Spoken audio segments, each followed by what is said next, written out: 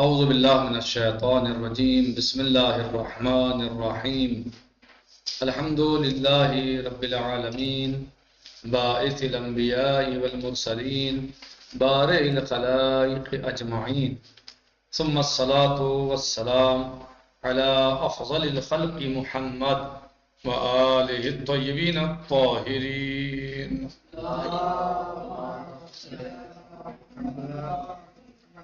وعجل فرجہم. ہمارا درس اور گفتگو نبوت کی بحث میں چل رہا ہے اور ہم نے بہت سی باتوں کو اس سلسلے میں کتاب کے اعتبار سے بیان کیا. آج ہمارے درس کا یہ عنوان ہے کہ توحید اور نبوت کے درمیان رابطہ، یعنی توحید اور نبوت کے درمیان کیا رابطہ پایا جاتا ہے، ان کا کیا ارتباط ہے، کیا اس میں ربط پایا جاتا ہے توحید اور نبوت کے درمیان. توحید یعنی اللہ عز و جل کی وحدانیت، نبوت یعنی اللہ عز و جل نے جو انسانوں کی ہدایت کے لیے اپنے خاص نمائندوں کا انتظام فرمایا ہے، ان کا یہ عہدہ، ان کا یہ منصب، یعنی منصب نبوت اور عہدہ نبوت، جس پر اللہ کے خاص نمائندے، خاص بندے جن کو اللہ عز و جل نے معین فرمایا ہے، ان کو منتخب فرمایا ہے، نبی چنا ہے، نبی بنایا ہے ان کو، مثلا نبی ہے. تو کہہ رہے ہیں اس نقطے کی طرف متوجہ کرنا ضروری ہے کہ نظام خلقت بذات خود الہی پیغمبروں کے وجود اور ان کی رسالت پر ایک زندہ گواہ ہے. صحیح بولے. اگر ہم اس کائنات کے حیرت انگیز نظام پر ایک نظر ڈالیں تو ہمیں معلوم ہوگا کہ خدا نے تمام موجودات کی ضروریات کا اپنے لطف و کرم کے ساتھ خیال رکھا ہے. مثلا اگر ہمیں دیکھنے کے لیے آنکھیں دی ہیں تو ان کی حفاظت اور روشنی کو مناسب اور صحیح منعکس کرنے کے لیے پلکیں بھی عطا کی ہیں. یعنی اگر ہم اپنے وجود کے بارے میں غور کریں، اپنے وجود میں دیکھیں اور ہم اس کائنات کے حیرت انگیز نظام پر نظر ڈالیں تو ہمیں پتہ چلے گا، یہ معلوم ہوگا کہ خداوند متعال نے تمام موجودات کی ضروریات کا اپنے لطف و کرم کے ساتھ خیال رکھا ہے. جتنی موجودات ہیں ان کی جو ضروریات ہیں، جو حاجات ہیں، ان کا خیال رکھا ہے اللہ عز و جل نے. مثلا مثال دے رہے ہیں، اگر ہمیں دیکھنے کے لیے آنکھیں دی ہیں تو ان کی حفاظت اور روشنی کو مناسب اور صحیح منعکس کرنے کے لیے پلکیں بھی عطا کی. یعنی آنکھوں کے اوپر آپ کی پلکیں ہیں، یہ بلا وجہ نہیں ہے. یعنی آپ اپنے خلقت پر غور کر لیں تو آپ کو اللہ عز و جل سمجھ میں آ جائے گا اور بہت اچھی طرح سمجھ میں آ جائے گا. مولا متقیان امیر المومنین علی علیہ الصلوۃ والسلام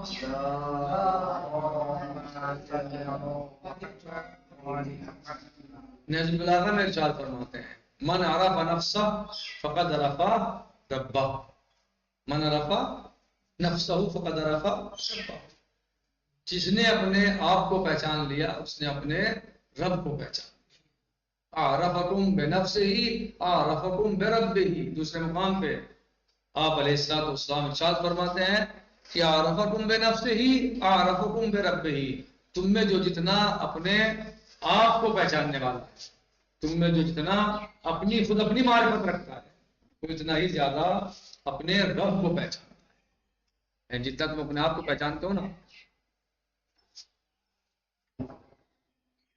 تم میں جو جتنا اپنے آپ کو پہچانتا ہے وہ اتنا ہی اپنے رب کو پہچانتا ہے.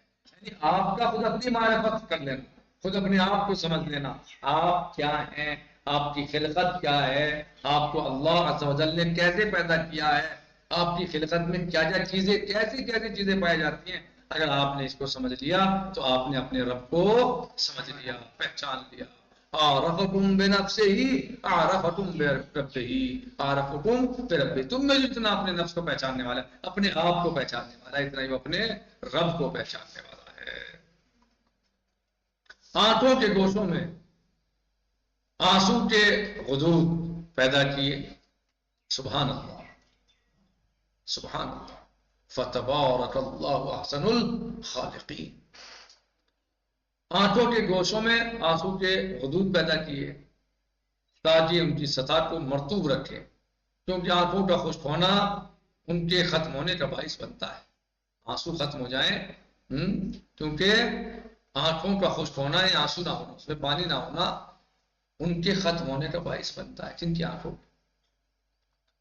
اور پھر آنکھوں کے اندر انتہائی باریک سوراخ بنائے، بہت باریک سوراخ بنائے آنکھوں کے اندر، تاکہ اضافی پانی کو ناک کے اندر گرا سکے۔ یعنی جو آنکھوں کا پانی ہے، جو اضافی پانی ہے جس کی ضرورت نہیں ہے، وہ تو کہاں جائے؟ ناک میں آ جائے۔ بہت باریک سوراخ بنائے ہیں۔ اگر یہ باریک سوراخ نہ ہوتے تو وہ آنسوؤں کے مسلسل قطرے ہمارے چہرے پر بہتے رہتے۔ کیا ہوتا؟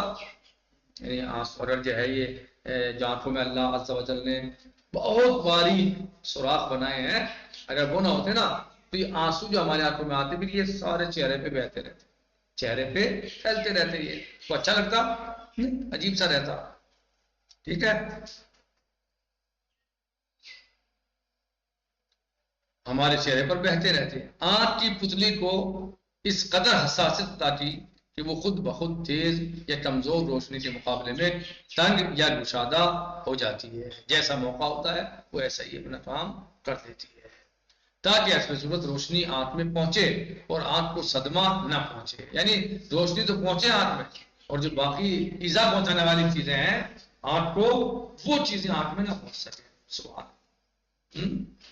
آنکھ کے دائرے کے اطراف میں ایسے مختلف عضلات بنائے کہ سر اور جسم کو حرکت دیے بغیر آسانی کے ساتھ آنکھ کو ہر طرف گھما کر دیکھا جا سکتا ہے۔ یعنی آنکھ جو ہے اس کے اندر ایسی اللہ نے چیزیں رکھی ہیں کہ اگر آپ سر کو نہ بھی گھمائیں تو بھی آپ آنکھ کو گھما سکتے ہیں، اور آپ کو جدھر دیکھنا ہے اچھی خاصی مقدار میں ایریے میں آپ اس سے دیکھ سکتے ہیں۔ سبحان سبحان اللہ۔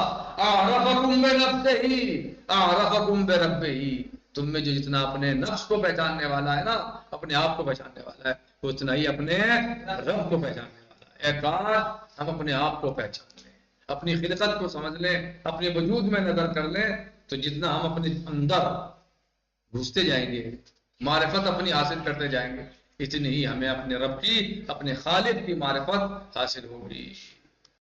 کہہ رہے ہیں ایک ایسا خدا جو انسان کی ضروریات کا اس قدر خیال رکھتا ہے، کیا ممکن ہے کہ وہ انسان کو ایک ایسے معصوم اور قابل اطمینان رہبر رہنما سے محروم رکھے کہ جو خدا کی وحی سے رہنمائی حاصل کرتا ہو؟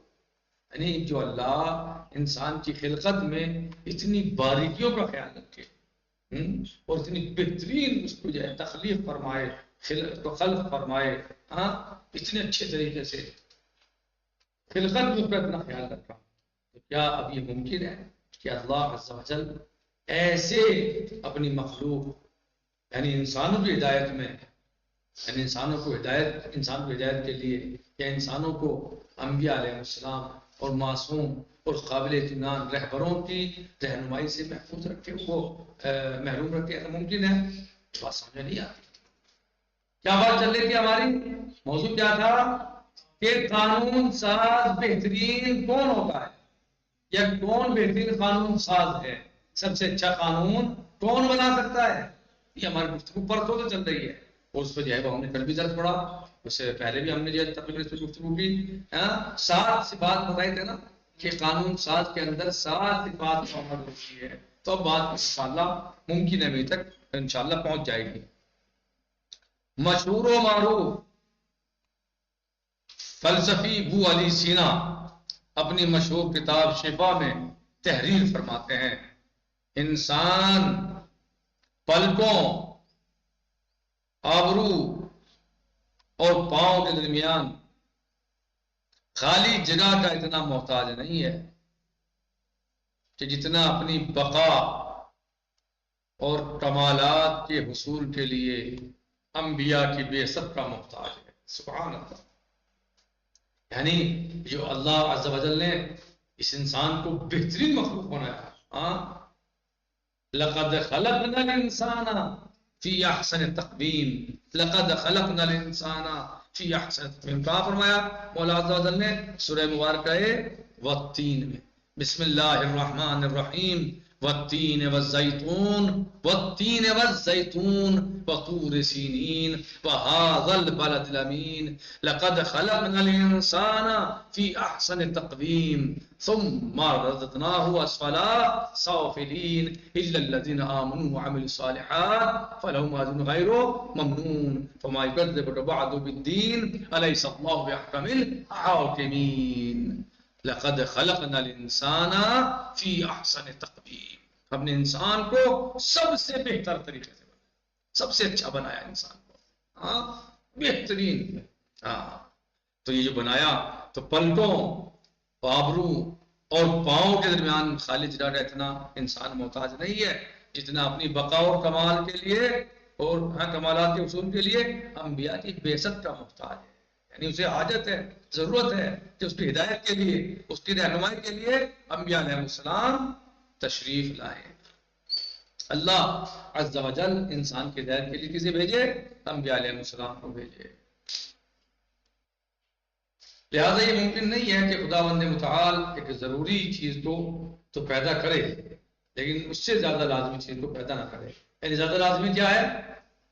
انسان کی ہدایت کے لیے انبیاء علیہ السلام بھی بھیج سکتے ہیں، اور دوسری چیز کیا ہے کہ پیروں کے درمیان فاصلہ، پلکوں کے درمیان فاصلہ، یہ بھی ضروری ہے، لیکن ان سے بھی زیادہ ضرورت اس چیز کی ہے کہ اللہ سبحانہ و تعالیٰ اپنے بندوں کے لیے ہدایت کا انتظام کرے، انبیاء علیہ السلام کو مبعوث فرمائے بھیجے۔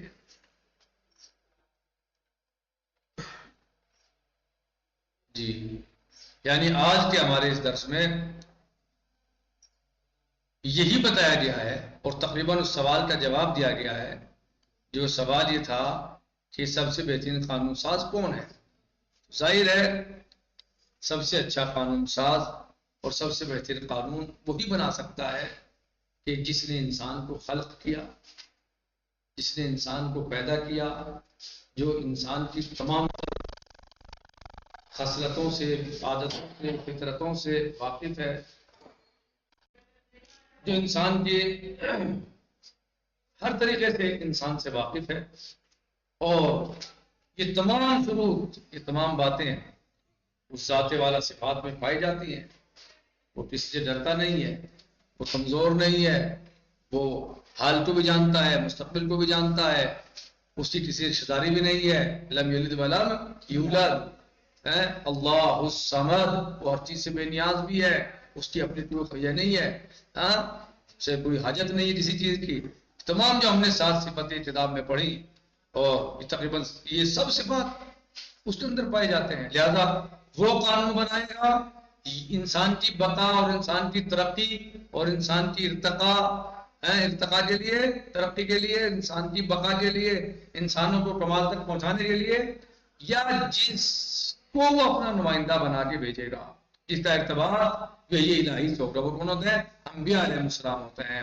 تو ظاہر ہے یعنی کہنے کا مقصد یہ ہے کہ جیسے صاحب کتاب استاد ایت اللہ العظمہ شیخ مکارم شیرازی حفظہ اللہ نے اپنے اس کتاب میں مثال دی کہ انسان کی مثلا خلقت کے بارے میں مثال دی کہ انسان کو کیسے بنایا گیا، مثلا آنکھوں کے اندر کیا رکھا، کیسے رکھا، کتنا خیال رکھا، آنکھوں کے گوشوں میں آنسو کے حدود پیدا کیے تاکہ ان کی سزا کو مرطوب رکھیں، کیونکہ آنکھوں کا خشک ہونا ان کے ختم ہونے کا باعث بنتا ہے، اور پھر آنکھوں کے اندر انتہائی باریک سوراخ بنائے تاکہ اضافی پانی کو ناک کے اندر گرا سکیں۔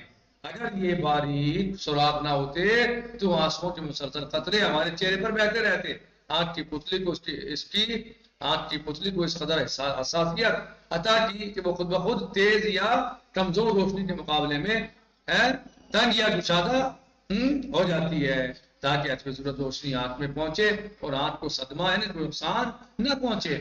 آنکھ کے دائرے کے اطراف میں ایسے مختلف عضلات بنائے کہ سر اور جسم کو حرکت دیے بغیر آسانی کے ساتھ آنکھ کو ہر طرف گھما کر دیکھا جا سکتا ہے۔ اتنی بہترین انسان کو اتنا اچھے طریقے سے پیدا کیا ہے، ایسی بہترین خلقت کی انسان کی، ایسے اچھے طریقے سے انسان کو بنایا۔ تو جو خدا اپنے بندوں کو اتنی اچھے طریقے سے بنا رہا ہے، اتنے اچھے طریقے سے پیدا کر رہا ہے، اس کو خلق فرما رہا ہے، تو کہہ رہے ہیں کہ یہ کیسے ممکن ہے کہ پروردگار عالم انسانوں کی خلقت میں تو اس کے ہر کمال کا خیال رکھے، لیکن اس کی خود انسان کو کامل بنانے کے لیے اور اس کی ہدایت کے لیے اپنی طرف سے کسی رہنما اور کسی رہبر کا انتظام نہ فرمائے، یہ ممکن نہیں ہے۔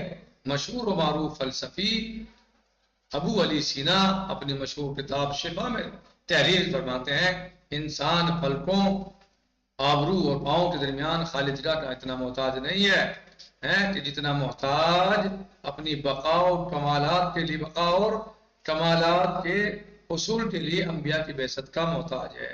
لہذا یہ ممکن نہیں ہے کہ خدا متعال ایک ضرور چیز کو تو پیدا کرے لیکن اس سے زیادہ لازمی چیز کو پیدا نہ کرے، یعنی ممکن نہیں ہے کہ اللہ تعالیٰ ہمیں اتنی اچھی مخلوق بنا کے بھیجے، اتنے اچھے مخلوق بنا کے ہمیں مخلوق بنائے، اتنے اچھا ہمیں اچھے طریقے سے ہمیں پیدا کرے، اتنے اچھے طریقے سے ہمیں پیدا کرے، اور لقد خلقنا الانسان فی احسن تقویم، یعنی ہمیں پیدا تو سب سے اچھے طریقے سے کرے لیکن ہماری ہدایت کا انتظام نہ فرمائے، جس سے ہم کمال تک پہنچ سکیں وہ انتظام ہمارے لیے نہ فرمائے، یہ ممکن نہیں ہے۔ نکتفی علی ھذا المقدار، باقی غداً سے جی انشاءاللہ، والحمدللہ رب العالمین، وصلی اللہ علی سیدنا و نبینا محمد وآلہ الطیبین الطاہرین۔